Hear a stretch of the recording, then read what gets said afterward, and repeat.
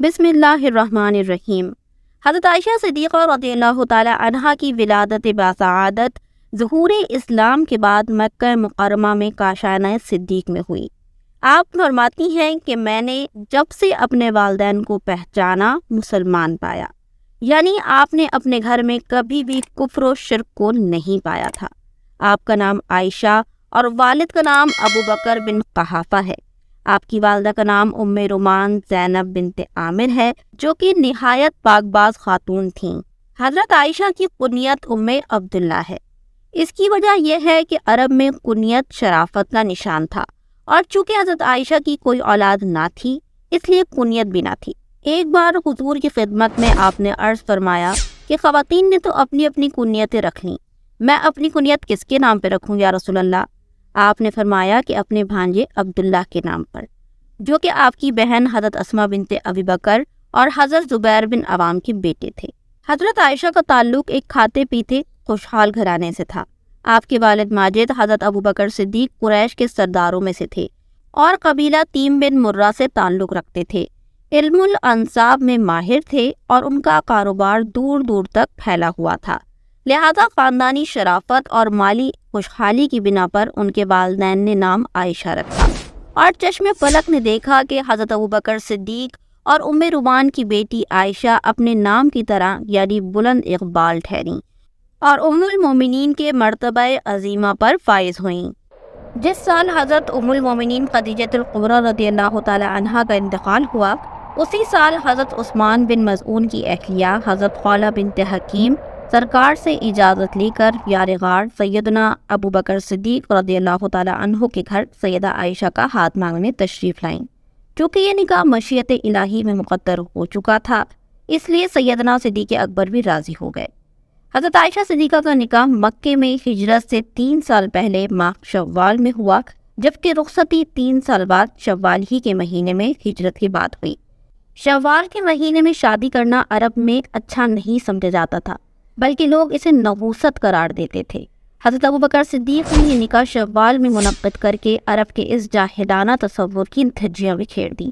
یہی نہیں بلکہ رخصتی بھی ماہ شوال میں کر کے اسلام کے نظریات کو مزید استحکام بخشا۔ عربوں میں ایک دستور یہ بھی تھا کہ وہ منہ بولے بھائی کی بیٹی سے نکاح کو برا تصور کرتے تھے۔ چنانچہ حضرت ابو بکر نے اپنی بیٹی حضرت عائشہ کا نکاح حضور اکرم صلی اللہ علیہ وآلہ وسلم سے کر کے ان کے باطل نظریے کو رد فرما دیا، اور یوں اسلامی نظریات و عقائد کو مزید تقویت پہنچانے کا باعث بنے۔ حضرت عائشہ کا نبی کریم صلی اللہ علیہ وآلہ وسلم سے رفاقت کا دورانیہ 9 برس ہے۔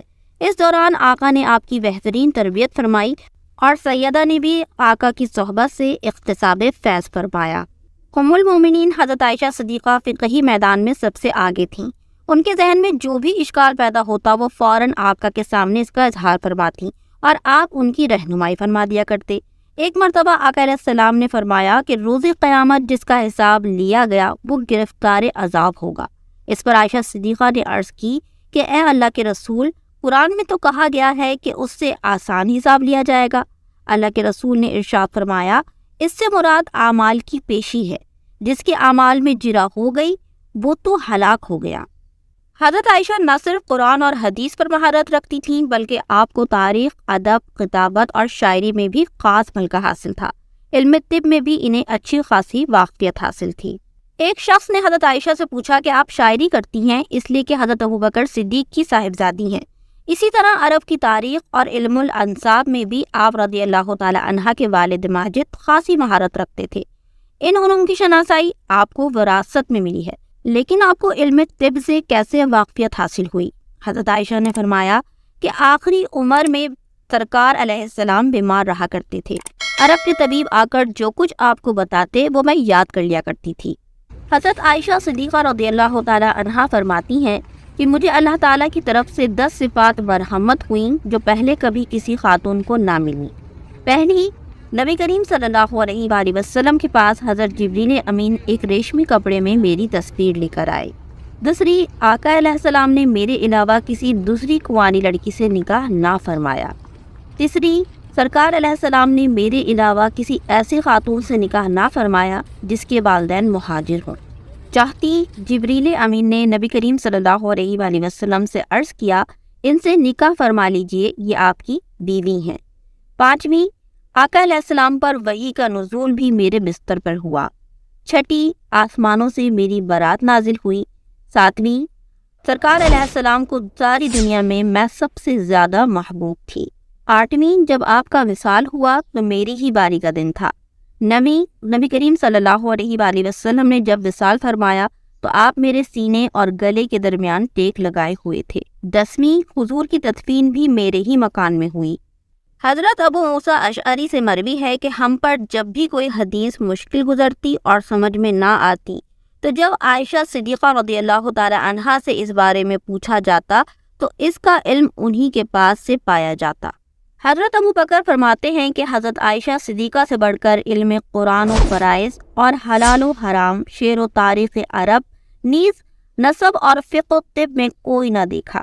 حضرت عروہ فرماتے ہیں کہ میں نے حضرت عائشہ کو دیکھا کہ آپ 70,000 کی بھاری بھرکم رقم تقسیم فرما دیتی تھیں اور اپنی قمیص پر پیبند لگے ہوتے تھے۔ آپ سے ہی روایت ہے کہ حضرت عائشہ صدیقہ کثرت سے روزے رکھا کرتی تھیں۔ حضرت عائشہ فرماتی ہیں کہ جب آقا علیہ السلام کا وصال ہوا تو ہمارے پاس کچھ گیہوں تھے، ہم کافی عرصے تک اسی سے کھاتے رہے۔ پھر ہم نے خادمہ سے کہا کہ ان کو تول کر تو دیکھو۔ جب سے خادمہ نے تولا ہے اس وقت سے وہ گیہوں کم ہونا شروع ہو گئے، اگر نہ تولتے تو جب تک چاہتے اسی سے کھاتے۔ تمام امہات المومنین کی زندگی ہمارے لیے مشعل راہ ہے۔ بوقت وصال صدیقہ عائشہ رضی اللہ تعالی عنہا نے وصیت فرمائی کہ موت کے بعد فوراً مجھے دفن کر دینا، لہٰذا 17 رمضان المبارک 58 ہجری کو آپ کا وصال ہوا اور حضرت ابو ہریرہ رضی اللہ تعالی عنہ نے آپ کی نماز جنازہ پڑھائی۔ اس کے بعد جنت البقیع مدینہ منورہ میں تدفین کر دی گئی۔ قاسم بن عبداللہ، عبداللہ بن عبد الرحمن، عبداللہ بن ابی عتیق، عروہ بن زبیر، عبداللہ بن زبیر رضی اللہ تعالی عنہم تدفین کے عمل میں شریک ہوئے۔ لاکھوں کروڑوں سلام ہوں ام المومنین حضرت عائشہ صدیقہ رضی اللہ تعالی عنہا پر، جن کی روایت کردہ احادیث اور علم کے نور سے آج بھی امت مستفید ہو رہی ہے۔